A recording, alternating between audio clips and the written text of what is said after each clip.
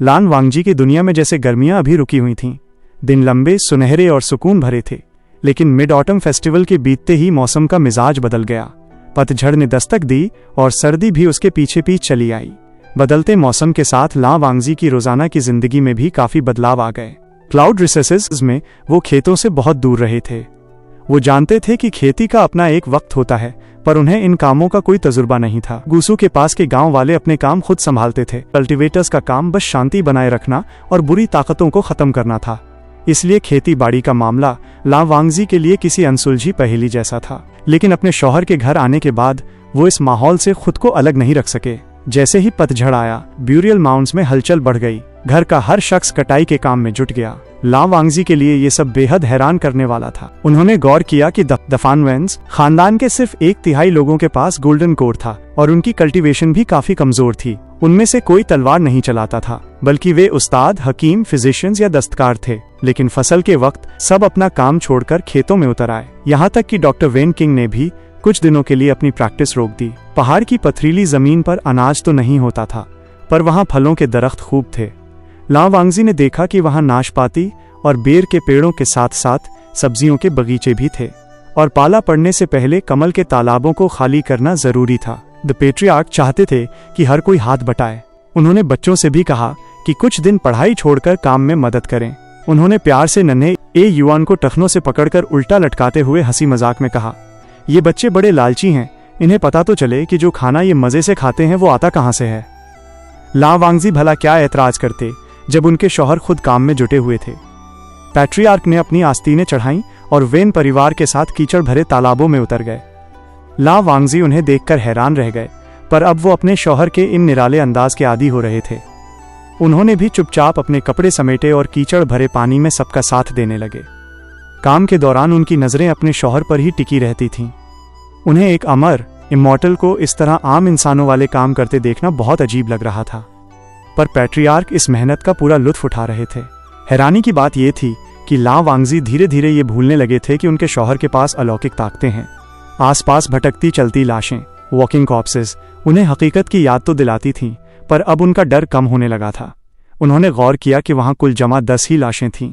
ये लाशें घर के रोजाना के काम करती थीं, पानी भरना, सफाई करना या कपड़े धोना। शुरू में जो मंजर खौफनाक लगता था, अब वो बहुत मामूली लगने लगा था। वहां के लोग, खासकर बच्चे, इन लाशों से जरा भी नहीं डरते थे। वे उन्हें बड़े सहज तरीके से देखते थे। ला वांगजी ने भी महसूस किया कि उनकी नफरत अब धुंधली पड़ गई है। अब वो उन्हें किसी पाप की तरह नहीं, बल्कि लकड़ी ढोने वाले या कपड़े धोने वाले मददगारों की तरह देखने लगे थे। एक लाश जिसका नाम ली होंगहुई था, तालाब के पास टोकरियां लिए खड़ी थी। वो मुस्कुराकर खेलते हुए बच्चों को देख रहा था। ला वांगजी के मन में सवाल आया कि क्या यह नाम उसे पैदा होने पर मिला था या पैट्रियार्क ने उसे नया जीवन देने के बाद दिया, पर पूछना उन्हें बदतमीजी लगा। इसलिए उन्होंने बस एक शालीन सिर हिलाकर उसे सलाम किया और फिर से बच्चों के साथ काम में लग गए। उन्हें हैरत होती थी कि पैट्रियार्क कभी अपनी ताकतों का दिखावा नहीं करते थे। हालांकि उनके आसपास एक ताकतवर एहसास हमेशा रहता था, पर वे बहुत सादगी से रहते। उनकी हवेली सुरक्षित थी और उनके लोग खुश थे। लेकिन जब पैट्रियार्क अपने कमरे में बंद होकर साधना, कल्टीवेशन करते, तो ला वांगजी की उत्सुकता बढ़ जाती। मगर बाहर आते ही वे फिर वही हंसने मुस्कुराने वाले इंसान बन जाते, जो बच्चों को कहानियां सुनाते और खेतों में काम करते। काम के दौरान जब बच्चों को संभालना मुश्किल होता, तो ला वांगजी उन्हें मिठाई का लालच देकर मना लेते। ऐसा करते वक्त उन्हें अपने अंकल की याद आती और थोड़ा गुनाह का एहसास होता कि वे बच्चों को रिश्वत दे रहे हैं। पर उनके शौहर इस बात पर बस हंस देते और कहते, इसमें कोई बुराई नहीं है, बच्चों को काबू करने का यही तरीका है। पैट्रियार्क का मिजाज भी कभी कभी पहेली जैसा था।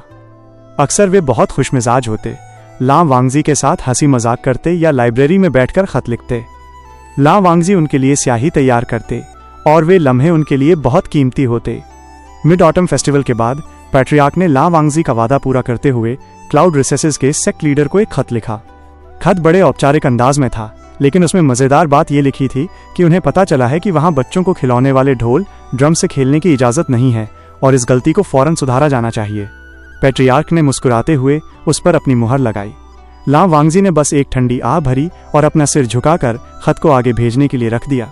ला वांगजी ने खुद भी एक खत लिखने का फैसला किया। उन्होंने अपने भाई को समझाने की कोशिश की कि पिछला खत बस एक मजाक था। उनके शौहर ने बस अपनी मर्जी से उसे लिख दिया था, इसलिए उसे गंभीरता से न लिया जाए। उन्होंने लिखा कि उनके शौहर असल में लैन सेक्ट के सख्त नियमों को समझ नहीं पाते और उनका मजाक करने का अंदाज थोड़ा अजीब है। लान सिचिन भी कुछ कम नहीं थे। ला वांगजी भूल गए थे कि उनके भाई की रगों में भी शरारत दौड़ती है, इसलिए भाई का जवाब पढ़कर वो दंग रह गए। लैन सिचिन ने भी उतनी ही औपचारिकता के साथ जवाब भेजा। उन्होंने लिखा कि उन्होंने ये मामला बुजुर्गों एल्डर्स के सामने रखा था। हालांकि वे नया नियम जोड़ने के हक में नहीं थे, लेकिन लैन सिचिन अपने जीजाजी के मशवरे को नजरअंदाज नहीं कर सकते थे। इसलिए काफी सोच विचार के बाद उन्होंने पैट्रियार्क के सुझाव में कुछ अच्छाई ढूंढ निकाली। उन्होंने अपने सबसे छोटे कजिन AEAY को एक खिलौना ढोल तोहफे में दिया है। वे अगले कुछ महीनों तक उस बच्चे पर नजर रखेंगे और देखेंगे कि इस केस स्टडी का क्या नतीजा निकलता है। अगर ढोल से बच्चे की परवरिश में सुधार दिखा तो वे दोबारा बुजुर्गों से बात करेंगे। एक निजी खत में उन्होंने ला वांगजी को बताया कि बच्चा तो उस तोहफे से निहाल है, पर उसके माँ बाप बेहद खफा हैं। लैन सिचिन अब उनकी नजरों में गिर चुके हैं और उन्हें डर है कि इस ढोल ने परिवार में दरार डाल दी है। उन्होंने लिखा कि खत लिखते वक्त भी उन्हें आंगन से ढोल की गूंज सुनाई दे रही थी, जिससे दूर पहाड़ियों में भी बचना मुमकिन नहीं था। ला वांगजी ने इस खत को पढ़कर भी एक ठंडी आह भरी, पर अगले दिन जब उन्होंने ये अपने शौहर को पढ़कर सुनाया तो वे खिलखिलाकर हंस पड़े। अपने भाई को जानने के नाते ला वांगजी को यकीन था कि खत लिखते वक्त लैन सिचिन भी खूब हंसे होंगे। अपनों की इस खुशी को देखकर ला वांगजी चाहकर भी कोई शिकायत न कर सके। ऐसे लम्हों में उनका दिल हल्का हो जाता। वे पल भर के लिए मान लेते कि यह एक आम शादी है। भले ही उनके बीच अभी कोई गहरा लगाव या जुनून न था, पर वे एक दूसरे को समझने लगे थे। उनकी बातें अब दोस्ताना होने लगी थीं और वे घर गृहस्थी की मामूली बातों पर मशवरा करते। पैट्रियार्क अक्सर इन बातों के दौरान मुस्कुराते और ला वांगजी को ये सोचकर खुशी होती कि उनका साथ उनके शौहर को सुकून दे रहा है। लेकिन कभी कभी पैट्रियार्क अचानक खुद को उनसे दूर कर लेते और ठंडे पड़ जाते। वे बिना बताए कई दिनों के लिए गायब हो जाते और लौटने पर उनका लहजा चिड़चिड़ा और तंज भरा होता। वे बात बात पर झगड़ा ढूंढने की कोशिश करते। ला वांगजी समझ नहीं पा रहे थे कि आखिर माजरा क्या है। कुछ हफ्तों बाद उन्होंने अपनी झिझक छोड़कर वैन किंग वेन बारे में पूछा, क्योंकि वही उन्हें सबसे बेहतर जानती थी। लेकिन उन्होंने इस बात को मामूली बताया। वेन किंग ने बड़े बेफिक्र अंदाज में कहा, पैट्रियार्क का मूड कभी कभी ऐसे ही खराब हो जाता है, कुछ वक्त में ठीक हो जाएगा, आप फिक्र न करें। उनका लहजा भले ही ऊपर से शांत था, पर वे भी कुछ बातें छुपा रही थीं। ला वांगजी ने कई बार महसूस किया कि वे उन्हें शक की निगाह से देखती हैं। कमल की कटाई के वक्त भी उन्होंने वेन किंग को अपनी ओर अजीब नजरों से देखते हुए पाया। न तो वेन किंग और न ही पैट्रियार्क ने उन्हें बरियल माउंट्स के बाहर की दुनिया के बारे में कुछ बताया था। 1.5 महीने की शादी के बाद भी ला वांगजी को ये नहीं पता था कि वहां का प्रशासन कैसे चलता है। उन्हें थोड़ा बुरा भी लगता था। शौहर होने के नाते ये उनकी जिम्मेदारी थी कि वे हिसाब किताब और कामकाज में हाथ बटाएं, पर उन पर कोई भरोसा नहीं कर रहा था। फिर भी धीरे धीरे उन्होंने टुकड़ों में जानकारी जमा की। उन्हें एहसास हुआ कि पैट्रियार्क का इलाका किसी सेक्ट की तरह ही चल रहा था। वहां हर उम्र के शागिर्द थे, उस्ताद थे, हकीम थे और काम करने वाले लोग थे। ला वांगजी के अंदाजे के मुताबिक अब वहां लगभग 300-400 लोग रह रहे थे। यिलिंग शहर में 500 और नागरिक थे। हालांकि वेन परिवार यिलिंग को अपना हिस्सा नहीं मानता था। शाम को नहाते वक्त ला वांगजी इन्हीं बातों में उलझे रहे। दिन भर तालाब के कीचड़ में काम करने के बाद वे काफी थक गए थे। उन्हें इस बात से चिढ़ हो रही थी कि उनके शौहर उन्हें जरूरी कामों से दूर रख रहे हैं, लेकिन वे इसके साथ समझौता करने को तैयार थे, अगर उन्हें सिर्फ बच्चों और शागिर्दों को सिखाने का काम ही मिल जाए। पर जो चीज उन्हें सबसे ज्यादा परेशान कर रही थी वो थी उनके शौहर की रहस्यमयी ताकतें। भाई लैन सिचिन के खत भी उनकी चिंता कम नहीं कर रहे थे। उन्होंने इशारों में बताया था कि बाकी सेक्ट्स अब बेचैन हो रहे हैं। पैट्रियार्क का वेन शरणार्थियों को पनाह देना और इतनी बड़ी आबादी पर राज करना लोगों को रास नहीं आ रहा था। भले ही उनमें से ज्यादातर लोग लड़ाके नहीं थे, फिर भी उनकी बढ़ती तादाद दूसरे सेक्ट लीडर्स के मन में खटास पैदा कर रही थी। उन्हें ये भी नापसंद था कि एक अमर शख्स एक जागीरदार की तरह जमीन और दौलत जमा कर रहा है। उस शख्स के पास ऐसी खौफनाक ताकत थी जिसने पल भर में युद्ध खत्म कर दिया था और अब दुनिया डरी हुई थी कि वो आगे क्या करेगा। ला वांगजी को ताज्जुब नहीं हुआ। दुनिया का ताकतवर लोगों से डरना वाजिब था, पर अपने शौहर के लिए लोगों की ये नफरत और शक देखकर उनका दिल डूबने लगा। नहाने के बाद जब ला वांगजी अपने डेस्क पर बैठे तो उनका हाथ फिर से भाई के खत पर गया। लैन सिचिन का ये खत आज दोपहर ही आया था, पर वांगजी इसे 3 बार पढ़ चुके थे। उन्होंने चौथी बार उसे उठाया। खत में उनके भाई ने एक पुरानी कविता की 2 लाइनें लिखी थीं। ऊपर से देखने पर ये लाइनें बदलते मौसम और आती हुई सर्दियों के बारे में थीं, लेकिन वांगजी इनके पीछे छिपा गहरा मतलब जानते थे। ये कविता एक ऐसे ताकतवर इंसान की थी जो अपनी कामयाबी के नशे में इतना मगरूर हो गया कि उसके अपनों ने ही नफरत में आकर सोते में उसका कत्ल कर दिया। बचपन में वांगजी ने इसी कविता पर एक छोटा सा लेख लिखा था जिसे खुद लैन सिचिन ने चेक किया था। उस वक्त उन्होंने तर्क दिया था कि ताकत अक्सर इंसान की रूह को खोखला कर देती है और ऊंचे ओहदे पर बैठे शख्स को अपनी हदें नहीं भूलनी चाहिए। भाई का इशारा साफ था। वांगजी बेचैनी में अपने कमरे और छोटे से बगीचे में टहलने लगे। मौसम ठंडा हो रहा था और तालाब की मछलियां सुस्त पड़ चुकी थीं। उन्होंने फिर से खत पढ़ा। उन्हें अपने शौहर के इरादों में ऐसी कोई बुराई नजर नहीं आती थी। पैट्रियार्क का कल्टीवेशन की दुनिया की राजनीति में कोई खास शौक नहीं था। वे तो इन दिनों फसल काटने और शरणार्थियों को बसाने में मगन थे। वे नए घर बनाने और कुएं खुदवाने की बातें करते थे। उनकी आंखों में लालच नहीं बल्कि अपने लोगों के लिए फिक्र थी। मगर उनके शौहर का घंटों अकेले वक्त बिताना भी सच था। वांगजी को लगा था कि वे बंद कमरे में साधना मेडिटेशन करते होंगे, जो कि आम बात है, लेकिन अब भाई के खत ने उनके मन में शक का बीज बो दिया था। वे नहीं जानते थे कि उनके शौहर के दिल में क्या चल रहा है, उनके सपने क्या हैं। हारकर उन्होंने उस खत को जला देने का फैसला किया। भाई की यादों को आग के हवाले करना तकलीफ देह था, पर उन्होंने अपना दिल कड़ा कर लिया। अब सिर्फ दो ही बातें मुमकिन थीं, या तो पैट्रियार्क सच में मासूम थे और सिर्फ उन बेसहारा लोगों को छत देना चाहते थे जिन्हें दुनिया ने दुत्कारा था।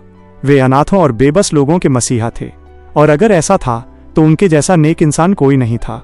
लेकिन दूसरी तरफ ये डर भी था कि शायद उन्हें धोखा दिया जा रहा हो। डिमोनिक कल्टीवेशन इंसान के मिजाज को बिगाड़ देती है। क्या उनके शौहर वही सब करने का प्लान बना रहे थे जिससे बाकी सेक्स डर रहे थे? क्या वे एक ऐसा शहंशाह बनना चाहते थे जिस पर वक्त का असर न हो? क्या उन्होंने वांगजी से शादी भी सिर्फ इसलिए की थी ताकि उनका दावा मजबूत हो सके?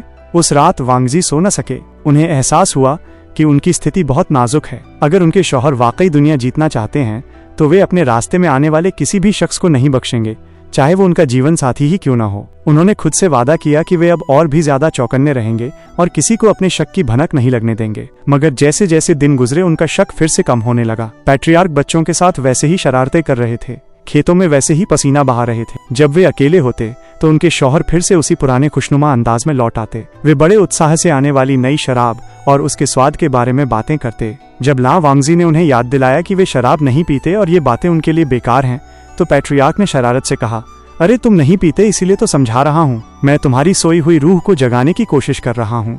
आखिर तुम ही ने तो कहा था कि बच्चों को नई चीजें सीखनी चाहिए, चाहे वो उनके काम आए या ना आए, चाहे उन्हें कभी इसकी जरूरत न पड़े। अपनी ही नसीहत खुद माननी चाहिए। ला वांगजी ने बस एक ठंडी आह भरी। फिर वे चुपचाप अपने शौहर की लंबी चौड़ी तकरीर सुनने लगे कि चावल की शराब कैसे बेर की शराब से बेहतर है। हालांकि बातें उबाऊ थीं, पर वांगजी अपनी मुस्कुराहट छिपा नहीं पा रहे थे। उनके शौहर बिल्कुल बच्चों की तरह छोटी छोटी चीजों में खुश हो जाते थे, चाहे वो खिलौने हो, मिठाइयाँ हों या त्योहार। और अब जैसे जैसे डबल नाइन्थ फेस्टिवल करीब आ रहा था, वे बच्चों से ज्यादा उत्साहित नजर आ रहे थे। त्योहार से एक दिन पहले पैट्रियार्क का मिजाज बहुत शानदार था। उन्होंने बताया कि वे आज आसपास के गांवों का दौरा करेंगे। शादी के बाद वे पहली बार बरियल माउंट से बाहर जा रहे थे। मैं बस ये देखना चाहता हूँ कि सब लोग ठीक से बस गए हैं या नहीं, उन्होंने समझाया। ला वांगजी ने बस सिर हिला दिया। उनके दिल के किसी कोने में एक छोटी सी उम्मीद थी कि शायद शौहर उन्हें भी साथ चलने को कहें, पर उन्होंने ऐसा नहीं किया। वांगजी ने अपनी मायूसी चेहरे पर नहीं आने दी, हालांकि उनके सीने में एक हल्की सी चुभन महसूस हुई। पैट्रियार्क ने उन्हें गौर से देखा, जैसे उनकी खामोशी पढ़ ली हो। शायद अगली बार तुम भी मेरे साथ चल सकते हो, उन्होंने थोड़ा हिचकिचाते हुए कहा। वो चुभन पल भर में दूर हो गई और वांगजी की आंखों में चमक आ गई। मुझे बहुत खुशी होगी, उन्होंने धीमे से कहा। शौहर मुस्कुराए और वांगजी का दिल एक पल के लिए जैसे धड़कना भूल गया। वे बिना किसी वजह के पैट्रियार्क के पीछे पीछे सीमा बैरियर तक गए ताकि उन्हें विदा कर सकें। मेरे पीछे तुम मसरूफ रहना, पैट्रियार्क ने अपने कंधे पर लबादा क्लोक डाला और मुस्कुराते हुए कहा, बच्चों से खूब काम करवाना। अभी कुछ कमल निकालने बाकी हैं तो जरा सख्ती दिखाना, कल तो वैसे भी छुट्टी है। वे इतनी मोहब्बत से बात कर रहे थे कि वांगजी को उनकी सख्ती वाली बात पर बिल्कुल यकीन नहीं आया। उन्होंने बस आज्ञाकारी भाव से सिर हिलाया, फिर थोड़े हिचकिचाए। एक बात और। पैट्रियार्क रुके और उनकी तरफ देखा। वांगजी को लगा कि शायद ये सही वक्त नहीं है, क्योंकि वे काम से बाहर जा रहे थे और वे उन्हें देर करा रहे थे। त्योहार की सारी तैयारियां पहले ही तय हो चुकी थीं। इस बार कोई यिलिंग नहीं जाएगा, सब यहीं पहाड़ों पर वक्त बिताएंगे, शराब पिएंगे और जश्न मनाएंगे। लेकिन एक चीज थी जो वांगजी के ज़मीर को परेशान कर रही थी। उन्होंने बड़ी नज़ाकत से पूछा, क्या कल हम अगरबत्तियां जलाएंगे या कोई नजराना ऑफरिंग्स पेश करेंगे? ये रिवाज बहुत जरूरी था। त्योहारों पर अपने पुरखों की कब्रों पर जाना और उन्हें याद करना हर इंसान का फर्ज होता है। वांगजी अपने माता पिता की कब्र पर तो नहीं जा सकते थे क्योंकि वह बहुत दूर थी, पर वे अपने शौहर के बुजुर्गों को इज्जत देना चाहते थे। उन्हें नहीं पता था कि उनके शौहर के माता पिता की कब्रें कहाँ हैं।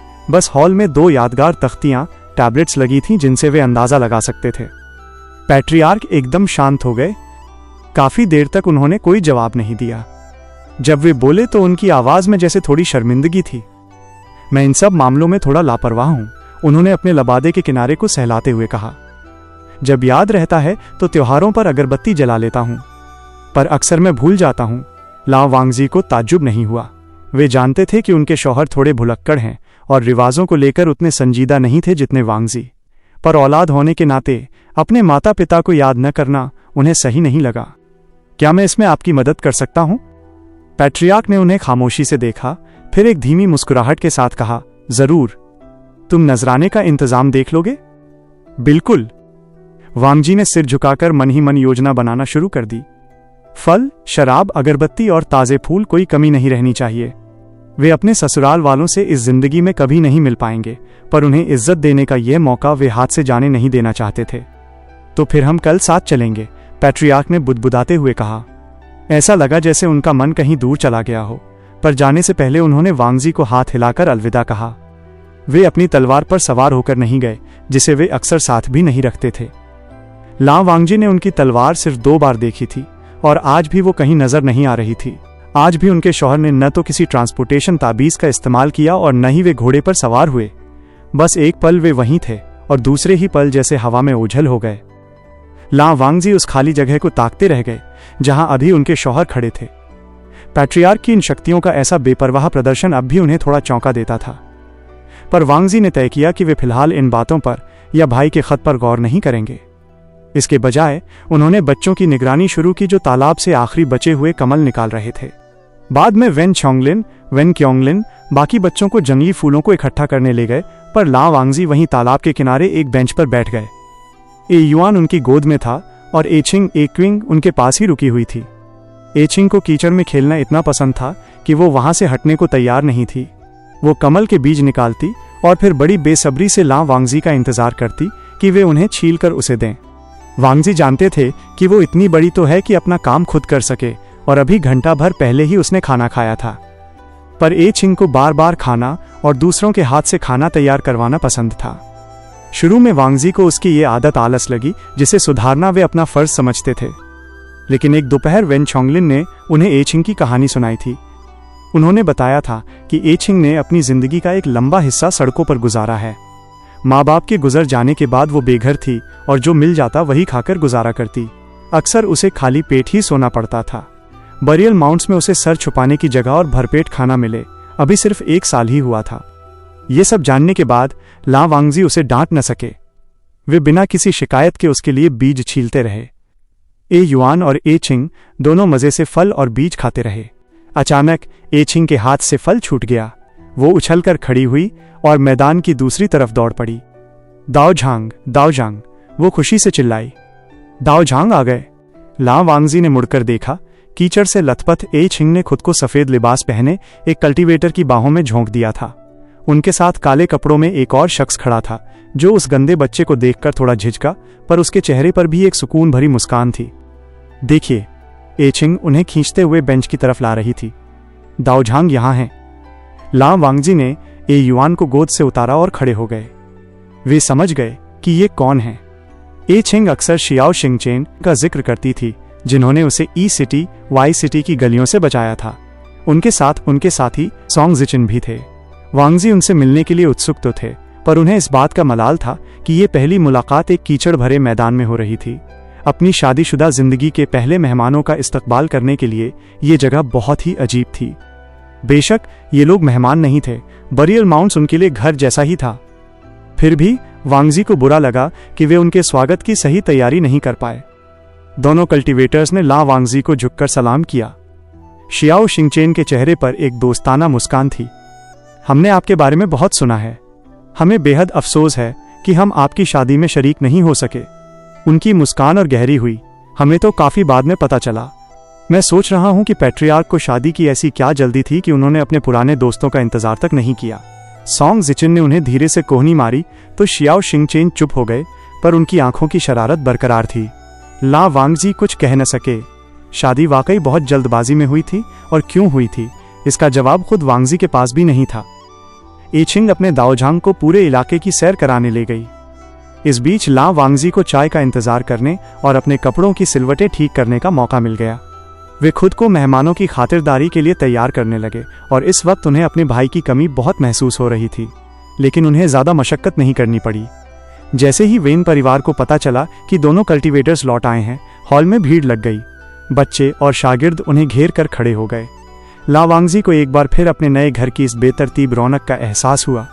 क्लाउड रिसेसेस में हर काम सलीके से होता था, पर यहाँ तो जैसे कायदे कानून नाम की कोई चीज़ ही नहीं थी। उन्होंने बच्चों को थोड़ा सलीका सिखाने की कोशिश तो की थी, जिसका असर एचिंग पर थोड़ा बहुत दिखने लगा था। अब वो कम से कम गटागट चाय नहीं पीती थी। शियाओ शिंगचेन ने गौर किया और हंसते हुए कहा, बड़े अच्छे संस्कार हैं। मुझे यकीन है कि पैट्रियार्क ने तो ये नहीं सिखाया होगा। क्या कोई और उस्ताद मिल गया है? एचिंग का मुंह तिल के केक से भरा था, इसलिए उसने बस उंगली से ला वांगजी की तरफ इशारा कर दिया। हालांकि उंगली दिखाना बदतमीजी थी, पर वांगजी ने सोचा कि चलो कम से कम उसने मुंह भरकर बात करना तो छोड़ दिया। इशारा न करना वे उसे फिर कभी सिखा देंगे। थोड़ी देर में हॉल खाली हो गया और वेन परिवार वापस अपने कामों में जुट गया। अब सिर्फ ला वांगजी और उनके मेहमान वहां रह गए थे। शागिर्द भी अपनी पढ़ाई की तरफ लौट गए, हालांकि उनका दिल वहां नहीं लग रहा था। उन्होंने शियाओ शिंगचेन और सोंग जिचेन से वादा ले लिया कि वे उनकी तलवारबाजी का जायजा जरूर लेंगे। दोनों ये जानकर काफी खुश हुए कि ला वांगजी बच्चों को तलवार चलाना सिखा रहे हैं। अगले आधे घंटे तक वे इसी बारे में बातें करते रहे। बीच बीच में बच्चों का शोर शराबा उन खामोश पलों को भर देता जो वांगजी की झिझक की वजह से पैदा होते थे। आपने वाकई बहुत मेहनत की है, शियाओ शिंगचेन ने एक सुकून भरे पल में कहा। मुझे यकीन है पैट्रियार्क आपकी मदद के लिए शुक्रगुजार होंगे। हम तो अक्सर सफर में रहते हैं, इसलिए बच्चों की पढ़ाई में कुछ खास मदद नहीं कर पाते। सोंग जिचेन ने हल्की मुस्कान के साथ जोड़ा, हम तो बस उनके लिए और अनाथ बच्चे लाते रहते हैं। इसमें कोई तकलीफ वाली बात नहीं है, ला वांगजी ने धीमे से कहा। उन्हें खुशी थी कि इस नए घर में उनके पास करने के लिए कोई जिम्मेदारी थी। वांगजी को इस बात का भी सुकून था कि बच्चों की वजह से उन्हें ज्यादा बातें नहीं करनी पड़ रही थीं। एचिंग मेहमानों को अपनी बातों में उलझाए हुए थी। तभी ए मेई और ए युआन किसी मामूली खिलौने के टूटने पर रोते हुए आए, जिससे वांगजी को टेबल से उठने का बहाना मिल गया। जब तक वे बच्चों को समझा बुझा कर लौटे, पैट्रियार्क वापस आ चुके थे। पैट्रियार्क ने जैसे ही कमरे में कदम रखा और अपने दोनों दोस्तों को देखा, उनका चेहरा खिल उठा। हद है, जिस दिन मैं बाहर गया उसी दिन तुम दोनों आ टपके। उन्होंने बड़े चाव से शियाओ शिंगचेन का हाथ पकड़ा और सोंग जिचेन को अदब से सिर हिलाकर सलाम किया। उनकी आंखों में अपने दोस्तों के लिए साफ प्यार झलक रहा था, जिसे देखकर ला वांगजी को अजीब सी जलन महसूस हुई। तुम लोग कल या परसों नहीं आ सकते थे? पैट्रियार्क ने एक लंबी आह भरी। जरूर तुम लोगों ने जानबूझकर ऐसा किया है। सीमा के बाहर तब तक इंतजार किया होगा जब तक मैं चला न जाऊं, है ना? शियाओ शिंगचेन ने हंसते हुए कहा, शायद हमारी घड़ी खराब थी, पर हम त्योहार के लिए यहां रहना चाहते थे और तुम्हारे शौहर से मिलने के लिए भी बेताब थे। उन्होंने ला वांगजी की तरफ एक शरारती नजर डाली।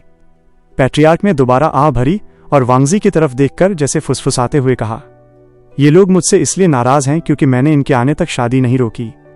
शौहर, खुदा के लिए मुझे इनसे बचाइए। ये एक मजाक था, वांगजी जानते थे, पर वे कभी मजाक का जवाब देने में माहिर नहीं रहे। वे बस खामोश खड़े रहे और बातचीत उनके बिना ही आगे बढ़ गई। हम नाराज नहीं हैं, शियाओ शिंगचेन ने कहा।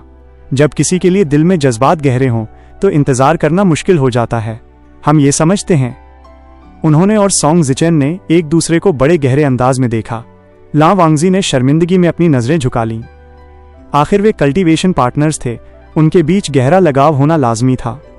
पर इस तरह सरेआम एक दूसरे को प्यार भरी नजरों से देखना वांगजी को थोड़ा बेशर्मी जैसा लगा। उनके अंदर फिर से वही जलन जागी। सोंग जिचेन और शियाओ शिंगचेन का एक दूसरे के साथ जो तालमेल था, जिस तरह वे एक दूसरे की बात पूरी करते थे, वो देखकर वांगजी को उनकी किस्मत पर रश्क होने लगा। कितना सुकून मिलता होगा ऐसा साथी पाकर जिसके साथ जिंदगी का हर मुश्किल सफर आसान हो जाए। वांगजी ने चाहा कि काश उनके पास भी, पर उन्होंने उस ख्याल को वहीं झटक दिया। दोनों दोस्त पैट्रियार्क को टोक रहे थे कि उन्होंने शादी की खबर पहले क्यों नहीं दी। पैट्रियार्क ने बहाने बनाते हुए कहा, अरे बहुत काम था, शादी, जंग, फसल। अच्छा, इसीलिए तुम हमें खत लिखना ही भूल गए? शियाओ शिंगचेन का लहजा बिल्कुल वैसा ही था जैसा लैन सिचेन का होता था जब वे किसी से नाराज होते। हमें तो वेन किंग से ये खबर मिली, सोंग जिचेन ने टोका। पैट्रियार्क झुंझलाकर बोले, अगर तुम लोग दुनिया भर में आवारागर्दी नहीं कर रहे होते तो मुझे याद रहता। अगर तुम पड़ोस में रह रहे होते तो मैं तुम्हें फौरन बता देता। दोनों ने फिर से वैसी ही एक नज़दीकी वाली नज़र एक दूसरे पर डाली। वांगजी ने फिर से अपना मुंह फेर लिया। चलो इस बार माफ कर देते हैं, शियाओ शिंगचेन ने फैसला सुनाया।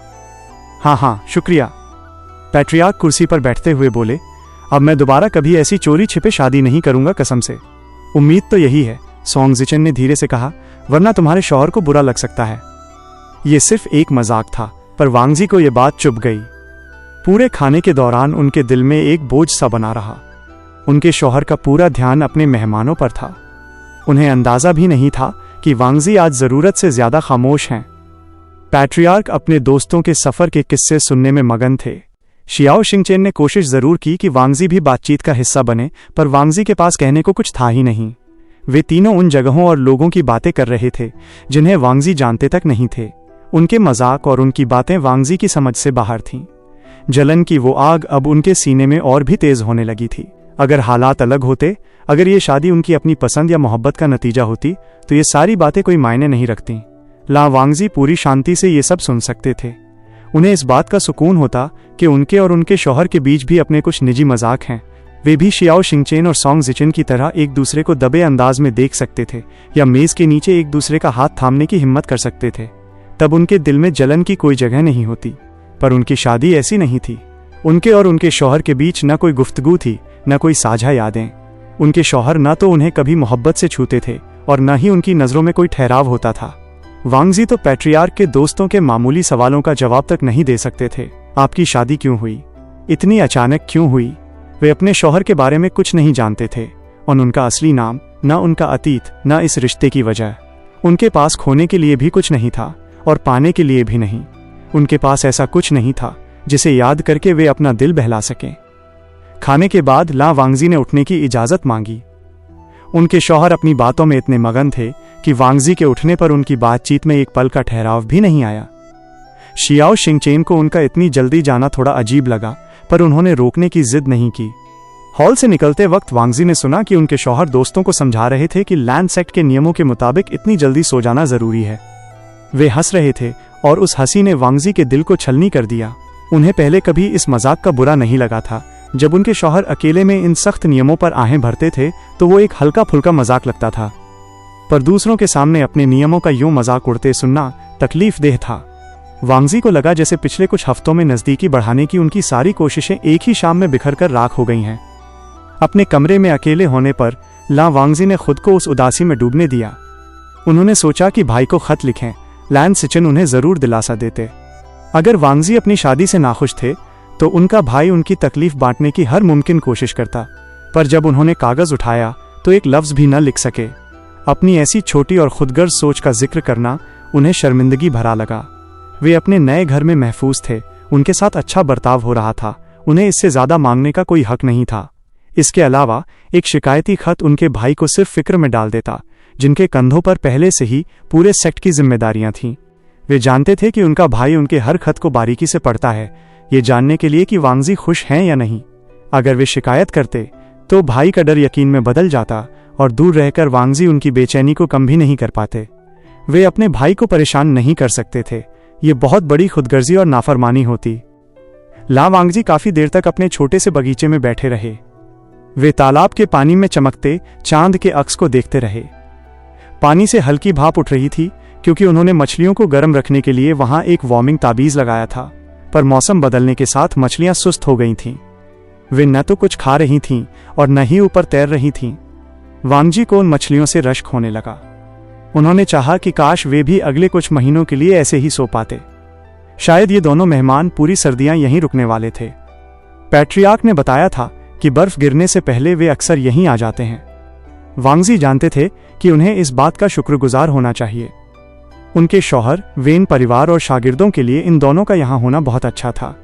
उन्होंने खुद को सख्ती से समझाया कि उन्हें खुदगर्ज नहीं होना चाहिए, पर फिर भी उनके मन में एक कड़वाहट थी। वे जानते थे कि उनकी ये नाराजगी जायज नहीं है।